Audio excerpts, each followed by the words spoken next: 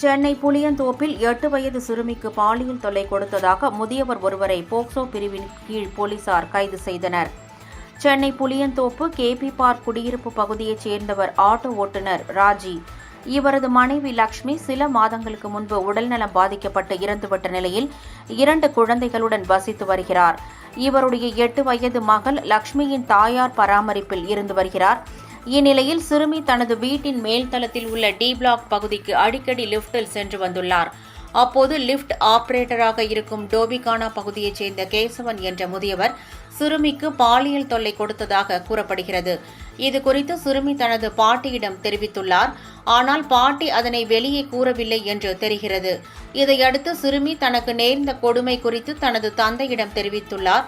இதனை அடுத்து சிறுமியின் தந்தை மற்றும் உறவினர்கள் ஒன்று சேர்ந்து முதியவர் கேசவனுக்கு தர்ம அடி கொடுத்து புளியந்தோப்பு அனைத்து மகளிர் காவல் நிலையத்தில் ஒப்படைத்தனர்.